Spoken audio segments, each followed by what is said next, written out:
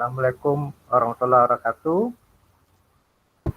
Waalaikumsalam warahmatullahi wabarakatuh. Selamat siang dan salam sejahtera buat kita semua. Selamat siang, Pak. Hari ini kita coba melanjutkan lagi materi perkuliahan kita tentang sistem operasi ya. Saya mau share screen dulu.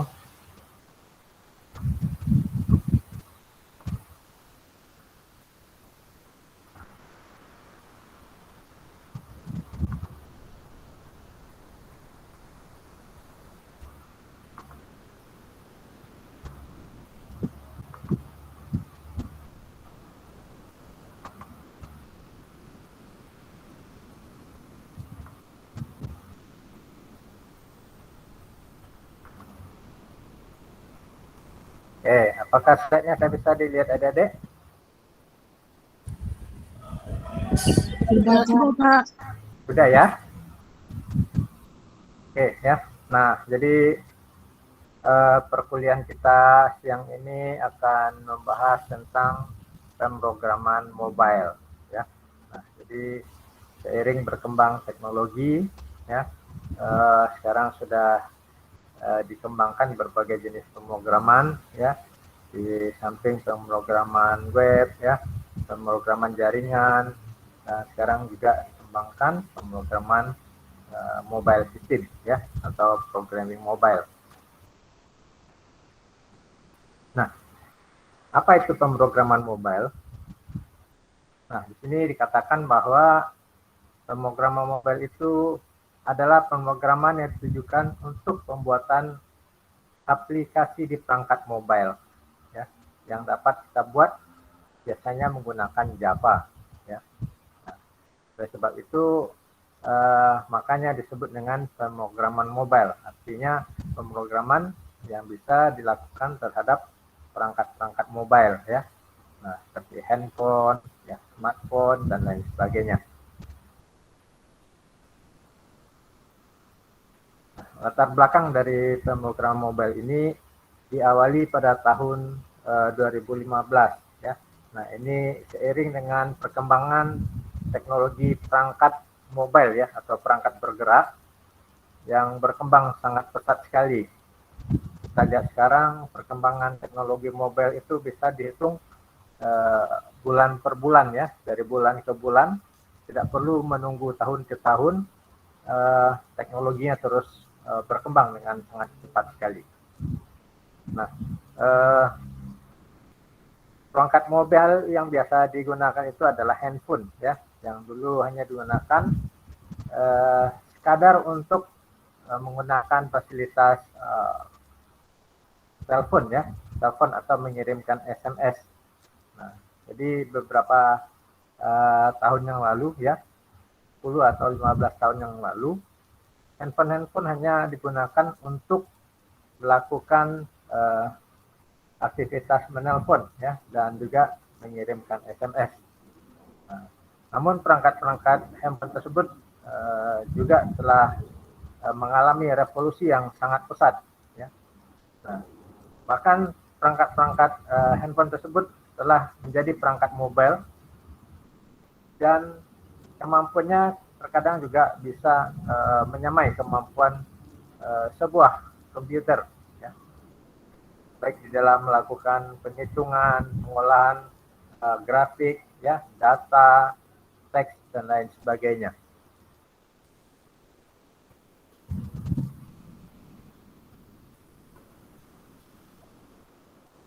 Nah, biasanya pemrograman mobile itu ya ada beberapa perbedaan ya pada hardware dan API yang digunakan. Misalnya untuk mobile programming ya, beberapa ponsel ada yang menggunakan Java 2ME ya, C++, Objective-C, C#, ya, Java FX dan juga PHP. Nah, kalau mengikut namanya ya menjadi mobile programming ya, nah itu juga diharapkan ya, atau pemrograman itu bisa dilakukan pada jenis-jenis perangkat mobile ya, seperti handphone ataupun laptop. Perangkat-perangkat tersebut bisa kita rasakan ya, kita saksikan hadirnya di saat-saat ini ya, seperti ada telepon wireless ya, ada tablet PC, smartphone ya, laptop, handphone dan lain sebagainya. Nah, diawali perkembangan daripada aplikasi mobile ini ya. Nah, mungkin adik-adik pernah mendengar ada perangkat yang namanya PDA ya, Personal Data Assistant ya, di mana perangkat-perangkat tersebut ya, selain menggunakan fasilitas untuk melakukan telepon, nah, mereka juga bisa digunakan sebagai asisten pribadi digital ya, namanya personal digital assistant. Nah, fungsinya pada saat itu hanya melakukan untuk pengolahan worksheet yang sederhana ya, perhitungan baik untuk menggunakan Excel ya dan lain sebagainya. Nah, sini juga dikatakan ya, aplikasi dapat diinstal pada ponsel ya, di mana selama manufaktur ya di-download oleh pelanggan dari berbagai platform distribusi perangkat lunak ponsel atau disampaikan sebagai aplikasi web menggunakan server side ya, atau sisi klien pengolahan, misalnya menggunakan JavaScript. Hal ini untuk memberikan pengalaman aplikasi ya, seperti dalam sebuah browser web. Pengembangan perangkat lunak aplikasi juga harus mempertimbangkan array yang panjang ukuran layar. Nah, jadi kita di dalam membuat sebuah pemrograman berbasiskan mobile ya, nah, kita juga harus mempertimbangkan berapa pixel ya atau array dari ukuran layar smartphone yang kita gunakan. Apakah layar itu nanti ada yang menggunakan ukuran 5 inci ya, ada yang 6 inci dan lain sebagainya.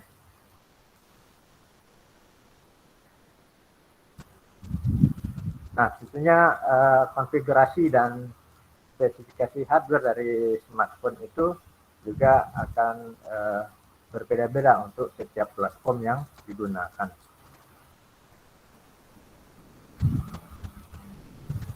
Nah, ini adalah sejarah perkembangan ya, di mana telepon seluler publik ya dibuat oleh Martin Cooper. Nah, ini dari perusahaan Motorola ya. Ini bermula pada April 1973. Nah, jadi pada awal-awal itu ya, telepon seluler yang paling famous itu, yang terkenal adalah buatan dari Motorola. Ya. Nah, ini berpusat di New York. Nah, mereka melakukan R&D ya, penelitian itu selama 10 tahun. Nah, dan mereka juga menguasai pasar pertama di dunia telepon seluler. Yang kedua adalah Passion Epoch. Nah, ini aplikasi yang dikenali datang dari berbagai passion komputer genggam ya. Nah, ini sebagian besar PDA ya, Personal Data Assistant, yang menggunakan sistem operasi Epoch, dirilis pada sekitar tahun 90-an. Jadi ini PDA ini juga seperti smartphone ya, tapi dia belum bisa melakukan operasi atau digunakan untuk seluler ya, seperti smartphone sekarang. Terus juga ada Palm OS. Nah, ini Palm OS juga di sekitar tahun 90-an ya, 96. Nah, Palm OS ini adalah pengembangan daripada PDA ya, Personal Digital Assistant. Nah, pada Palm ini sudah menggunakan program ya yang dibuat di dalam bahasa pemrograman C ataupun C++. Nah, pada Palm OS ini sudah menggunakan browser WAP. Nah, ini sejarah perkembangan teknologi mobile ya, mulai dari telepon seluler. Nah, terus ada yang disebut dengan WML ya, Wireless Markup Language. Nah, ini adalah bahasa pemrograman untuk mengimplementasikan WAP.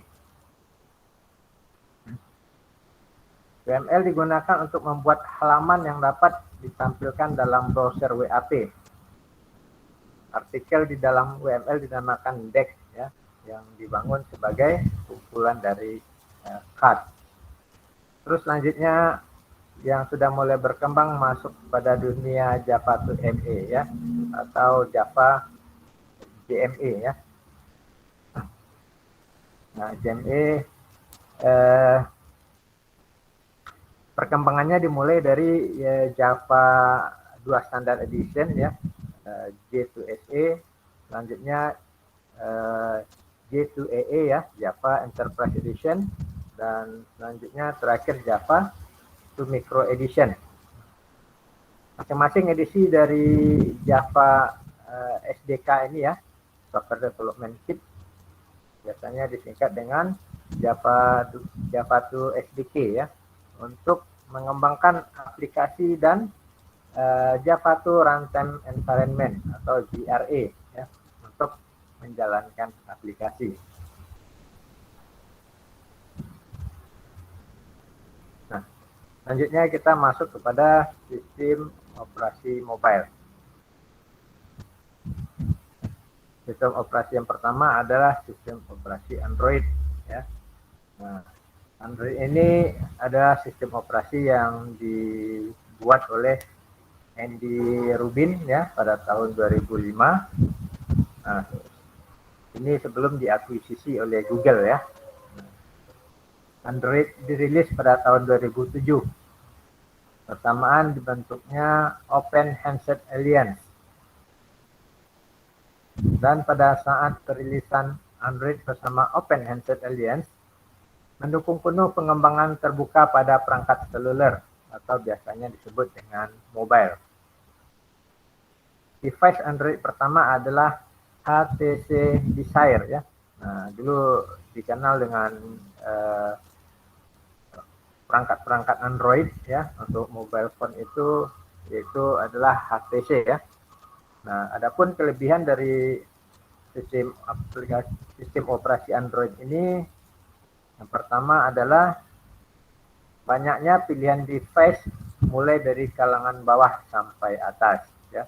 Nah, jadi perangkat-perangkat untuk sistem operasi Android ini mulai dari harga terendah yang bisa dijangkau sampai ke harga-harga yang very expensive. Aplikasi yang banyak dan sebagian besar gratis ya. Nah, jadi jika kita bandingkan dengan sistem operasi yang lain ya, seperti sistem operasi Windows utamanya, maka aplikasi-aplikasi yang tersedia di sistem operasi Android itu hampir seluruhnya bersifat gratis ya, dapat di-download dengan gratis, berbeda dengan sistem operasi Windows. Nah, Android ini juga bersifat open source ya. Jadi siapapun user ya, programmer dapat dengan mudah ya ngoprek source code daripada sumber Android tersebut. Nah, ini sama halnya dengan sistem operasi Linux ya. Nah, di mana user diberikan kebebasan untuk berkreasi ya, melakukan editing ya, adding dan lain sebagainya terhadap sistem operasi tersebut. Terus Android ini sifatnya user friendly ya. Nah, ini sudah sama-sama kita rasakan. Saking user friendly ini, Android sudah digunakan oleh berbagai kalangan ya, tidak hanya dari kalangan orang-orang berduit saja, tidak hanya dari kalangan orang-orang yang terdidik saja, bahkan siapapun sekarang ini kita lihat sudah menggunakan handphone yang menggunakan aplikasi Android dan sangat mudah sekali digunakan. kita lihat ya, anak-anak kecil tanpa dilatih, tanpa dibimbing ya, mereka mendownload sebuah aplikasi atau sebuah games ya, yang berbahasa Inggris dan lain sebagainya. Namun dengan saking mudahnya digunakan sistem aplikasi Android ini, si anak-anak bisa menginstal aplikasi tersebut ya, bahkan untuk memainkannya. Terus kelebihan lainnya adalah terdapat Google Now ya. Nah, ini khusus untuk Android ya, versi Jelly Bean. Nah, dan juga yang sangat luar biasa dari sistem operasi Android ini, sistem operasi ini dapat melakukan multitasking ya. Nah, jadi banyak pekerjaan yang bisa dilakukan pada sebuah Android. Hanya untuk misalnya kita sedang menggunakan sebuah browser dan lain sebagainya ya, atau membuka aplikasi yang lain. Nah, itu dapat kita lakukan secara bersamaan ya di dalam sebuah sistem operasi Android.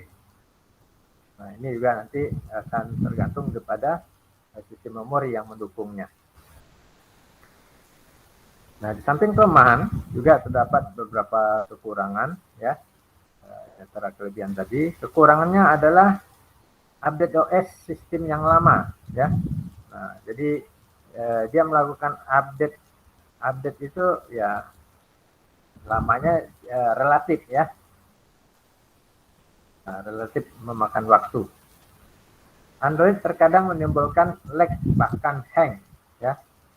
Nah, ini juga nanti tergantung pada pengaruh CPU dan prosesor. Kekurangan lainnya adalah banyak memakan resource sehingga mengurangi pemakaian baterai ya. Nah, biasanya karena dia menggunakan layar LCD ya, itu konsumsi baterainya sangat tinggi sekali. Terus juga dipengaruhi dengan banyaknya aplikasi yang terbuka ya. Nah, sehingga resource-nya akan banyak sekali memakan baterai tersebut. Tapi di zaman sekarang masalah baterai tidak ada masalah lagi ya. Banyak perangkat-perangkat handphone, perangkat-perangkat Android yang menggunakan kapasitas 6.000 mAh, 10.000 mAh, dan bahkan sebuah handphone juga bisa berfungsi sebagai power bank ya. Nah, jadi sekarang tidak ada masalah lagi mengenai baterai. Dulu pada saat Android ini mulai ada di pasaran ya. Nah, jika kita ingin bepergian jauh ya, nah kita akan sangat khawatir sekali di tengah perjalanan baterainya habis ya. Nah, namun sekarang sudah, selain dibantu dengan diciptakannya power bank ya untuk menjadi sumber energi baterai cadangan, smartphone Android tersebut juga sudah dilengkapi dengan baterai internal yang cukup lama penyimpanannya. Nah, Android ini rentan sekali terhadap virus ya. Nah, jadi ya wajar saja ya. Tadi aplikasi-aplikasinya banyak yang gratisan, bisa di-download oleh siapapun ya, kapanpun, selagi media penyimpanan kita cukup, ya downloadlah sepuas kita ya. Nah, namun di tengah kemudahan mendownload tersebut tentunya ada pihak-pihak yang ingin melakukan kejahatan ya, misalnya dengan menyebarkan sebuah virus dan lain sebagainya.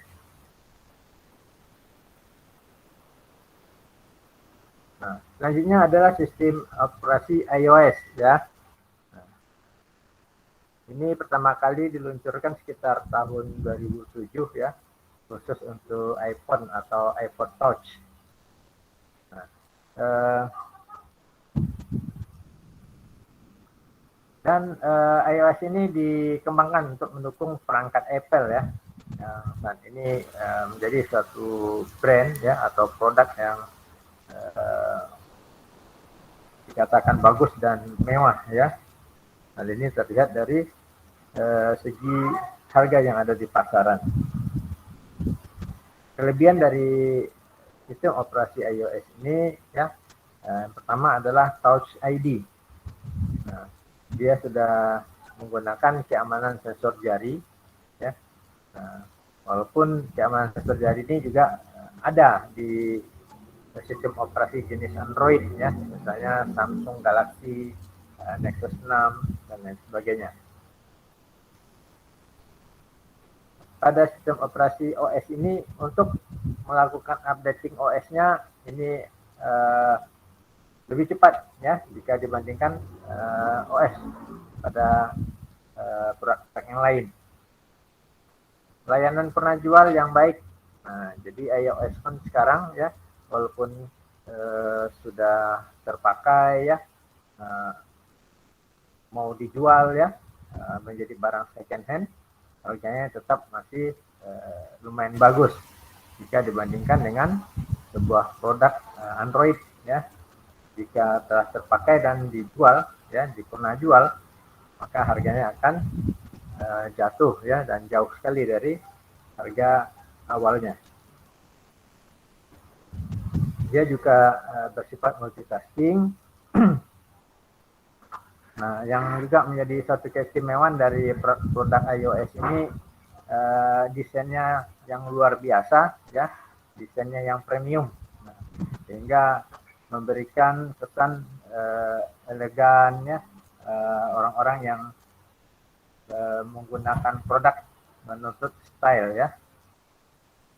Terdapat Siri yang siap mendampingi, terus juga user friendly.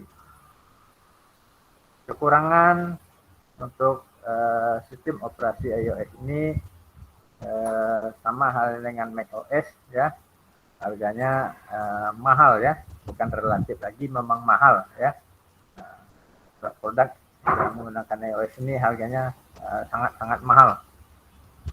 iOS hanya terdapat di device merek Apple ya, jadi mereka hanya menggunakan untuk produk-produk bermerek Apple.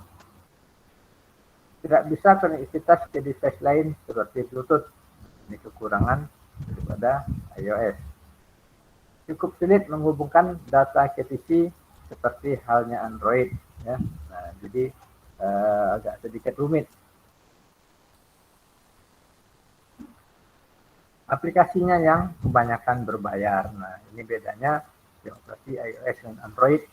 Mana Android aplikasi yang ada bisa di-download dengan gratis ya. Nah, namun pada sistem operasi iOS itu semuanya kebanyakan berbayar.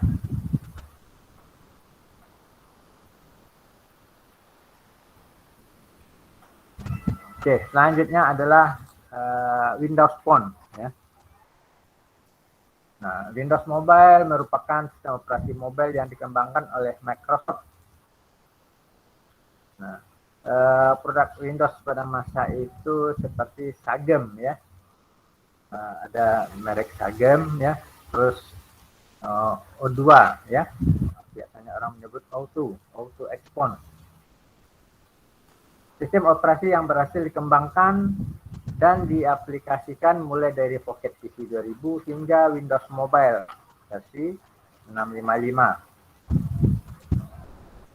Jadi di dalamnya juga terdapat fitur seperti fitur GPS ya, terus dapat menonton TV, mobile block, mobile database, dan kelemahan dari Windows Mobile ini adalah minimum developer independen ya.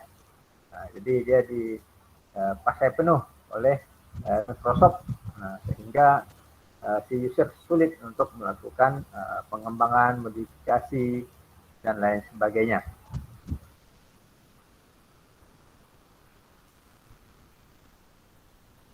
Nah, kelebihan dari Windows Phone diantaranya Cortana ya, terinspirasi dari game Halo ya. Nah, Microsoft membuat virtual assistant untuk Windows Phone. Virtual assistant ini bukan memberikan hasil penelusuran seperti query dari Google Now, ya, namun langsung memberikan jawabannya. Terus dia customize lock screen ya, jadi lock screen-nya bisa kita atur sesuai keinginan si user. Terus dia juga mendukung fitur hub, terus juga fitur continuum ya. Nah, terus dia relatif bebas virus. Kekurangannya adalah jumlah aplikasi tidak sebanyak Android dan iOS. Jadi jumlah aplikasinya sangat-sangat terbatas. Terus UI-nya tidak bisa diotak-atik ya, user interface-nya itu sudah fix, tidak bisa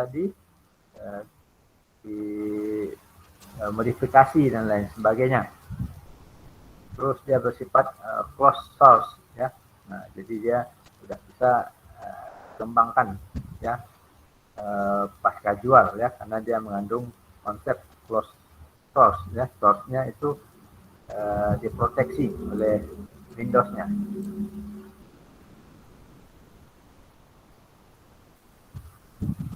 Bisnis aplikasi mobile. Nah, jadi beberapa bisnis aplikasi mobile dimulai dari berkembangnya smartphone ya, yang berada di pasar.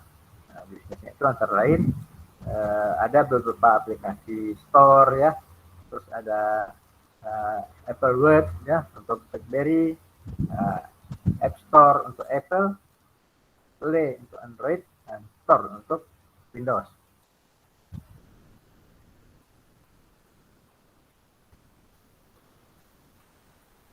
Ini beberapa fakta tentang aplikasi mobile ya.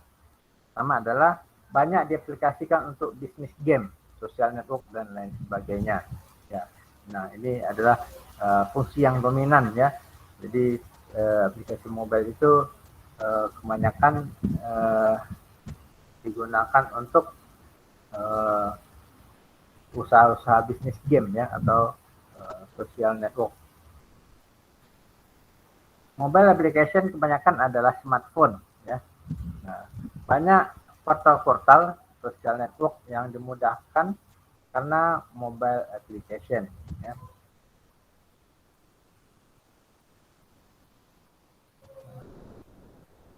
Keuntungan mobile application.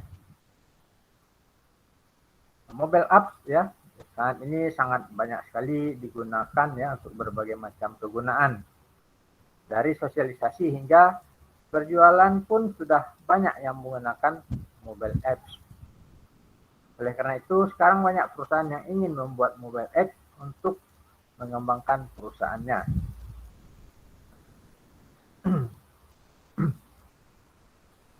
Di bawah ini adalah beberapa keuntungan yang bisa dilihat dari penggunaan mobile apps ya. Pertama, menyediakan akses yang nyaman dan cepat bagi para pengguna karena apps tersedia di perangkat mobile. Anda bisa mengupdate mobile apps Anda untuk memberikan konsep-konsep baru yang dapat menghibur para pengguna. Yang ketiga adalah Anda bisa menghasilkan pendapatan dengan menetapkan harga dari pengguna ketika mereka ingin mendownloadnya. Ini beberapa keuntungan dari mobile application.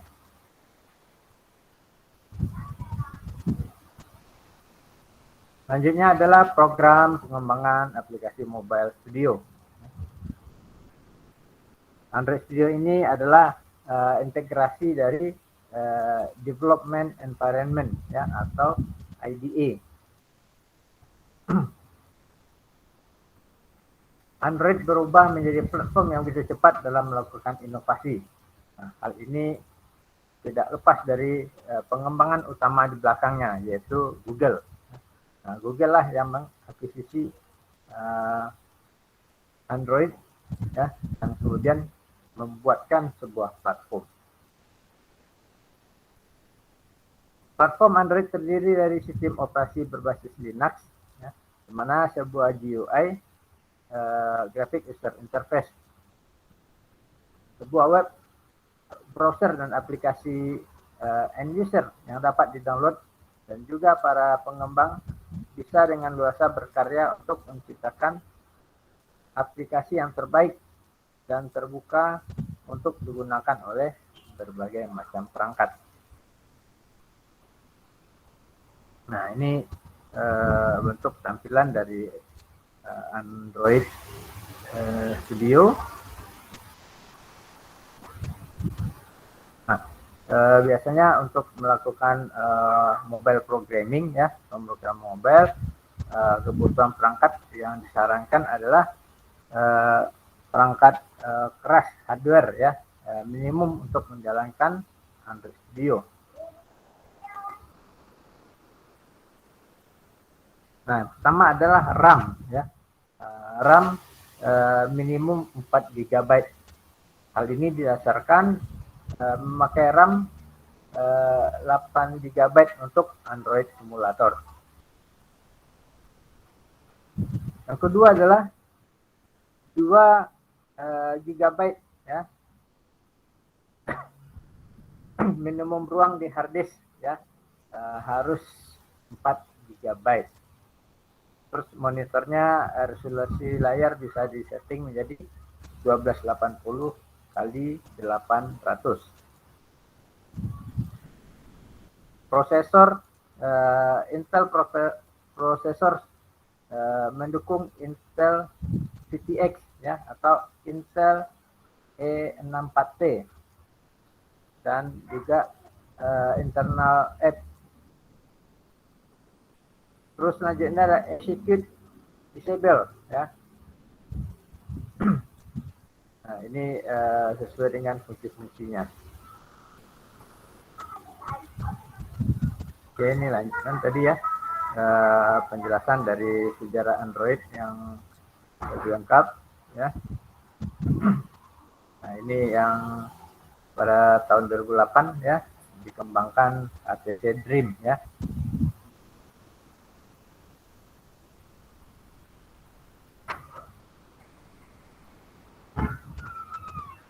Nah, Android memiliki beberapa fitur ya, diantaranya untuk menjalankan aplikasi dengan menggunakan Java Virtual Graphic Engine ya, dengan konsumsi memori yang cukup rendah.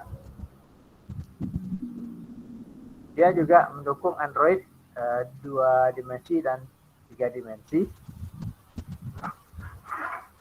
Terus menyimpan data yang digunakan oleh database SQLite. Tersedia dukungan untuk GSM ya, Edge, 3G, Bluetooth ya, Wi-Fi, foto dan video kamera. Nah, dalamnya juga termasuk GPS, kompas dan akselerometer.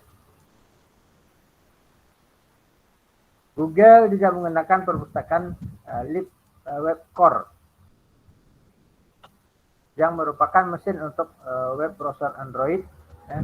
Nah, ini perlu dicatat bahwa mesin ini digunakan dalam browser Safari ya dari Apple.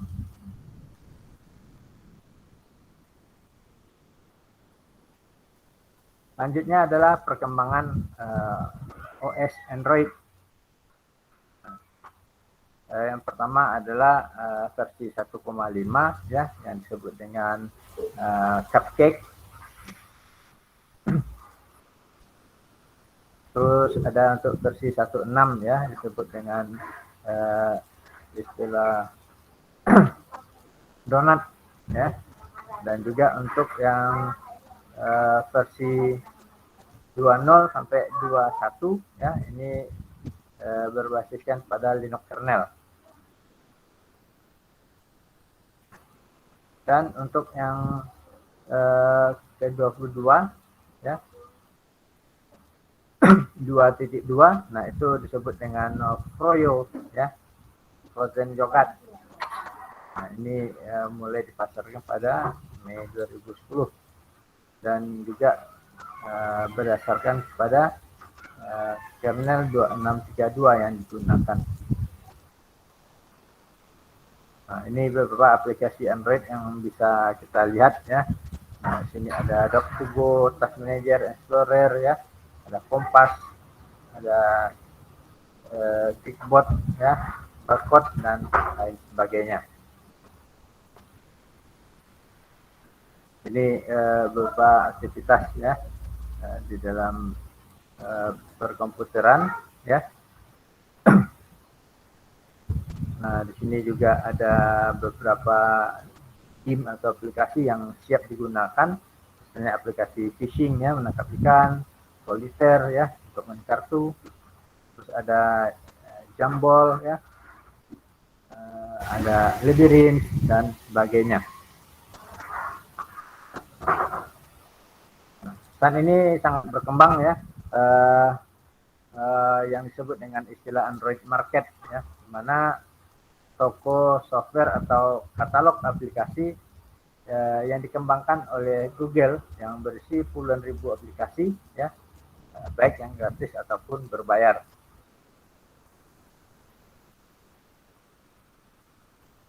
Nah, ini beberapa market yang terdapat ya.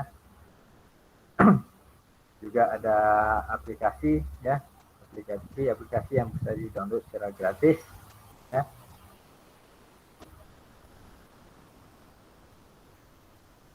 Nah, ini adalah sistem login untuk untuk aplikasi ini ya, market Android ya, market Android. Nah, ini tambahan dari kelebihan Android tadi ya, di mana open source ya, sehingga perkembangan aplikasi dan OS sangat cepat. Nah, Android Market menyediakan banyak aplikasi yang gratisan ya.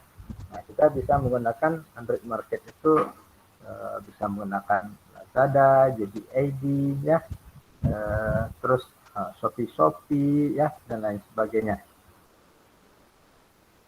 Nah, kelebihan lainnya adalah dapat menikmati seluruh layanan yang disediakan oleh Google.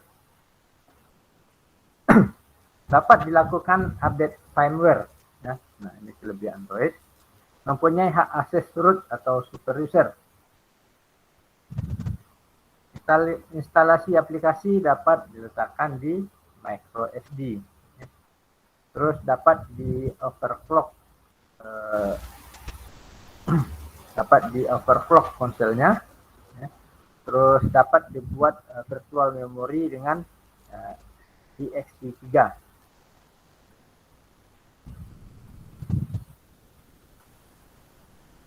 Ini juga termasuk ke dalam kekurangan OS Android ya, di mana proses update firmware, routing ataupun aplikasi USD ya sedikit menyulitkan untuk user pemula ya, dan berakibat fatal jika mengalami kesalahan. Banyak aplikasi yang membutuhkan routing ya, seperti Shootme ya, Board, sehingga tidak bisa berjalan jika belum dilakukan restart atau root. Baterai boros terutama untuk kebutuhan streaming ya. Nah, jadi pada saat kita menggunakan smartphone kita, handphone kita dan sebagainya ya,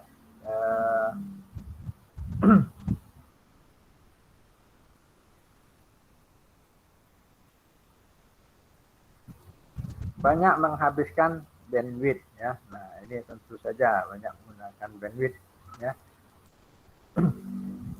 Belum tersedia video call ya. Nah, ini di beberapa era belakangan ya, bahwasanya smartphone ya atau handphone itu belum bisa melakukan aktivitas video call.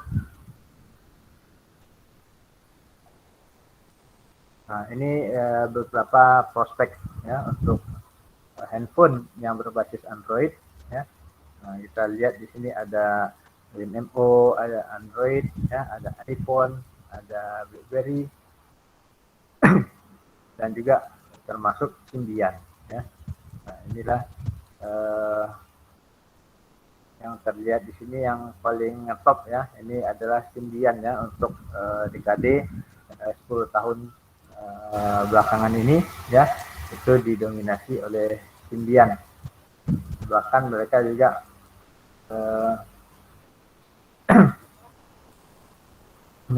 mendominasi untuk produk-produk Nokia pada saat itu.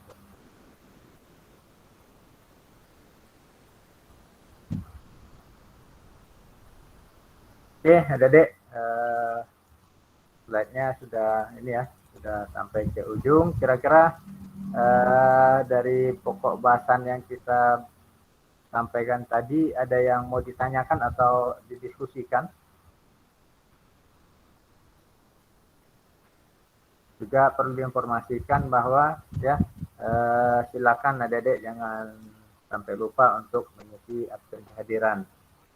Dan kalau menurut rekap pertemuan yang saya buat hari ini adalah pertemuan kita yang ke-11 ya, yang ke-11 termasuk dengan pelaksanaan UTS atau ujian tengah semester.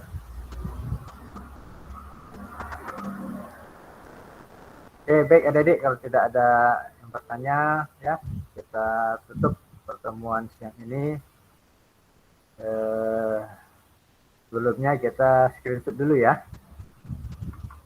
Silakan on cam.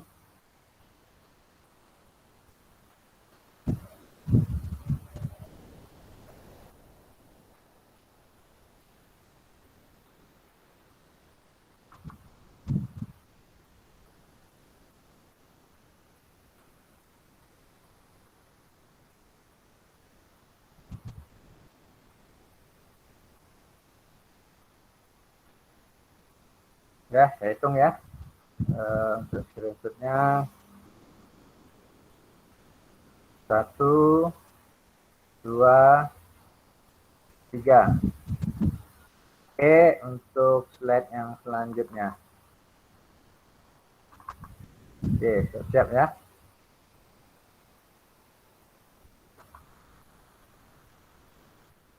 Satu, 2, 3.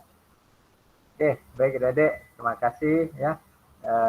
Kita ketemu di perkuliahan minggu depan ya. Kita tutup mengucapkan wabillahi taufik wal hidayah. Assalamualaikum warahmatullahi wabarakatuh. Selamat sore dan salam sejahtera buat kita semua. Waalaikumsalam warahmatullahi wabarakatuh. Sore Ya, Pak. kita live ya. Ya Pak. Ya Pak. Baik Pak, Lip.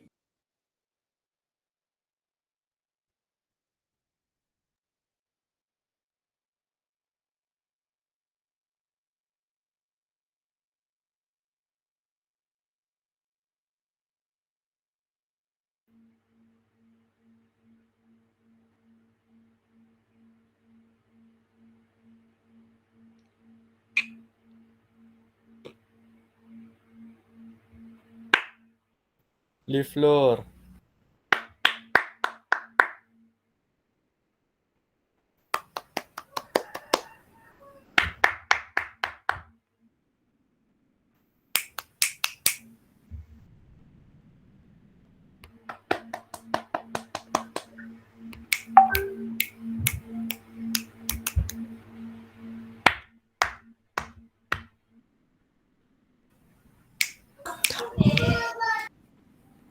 Mau ngomong tapi direkam.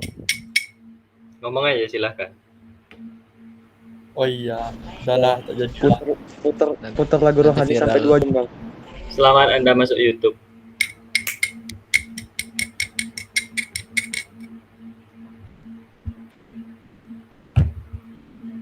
Assalamualaikum Bang.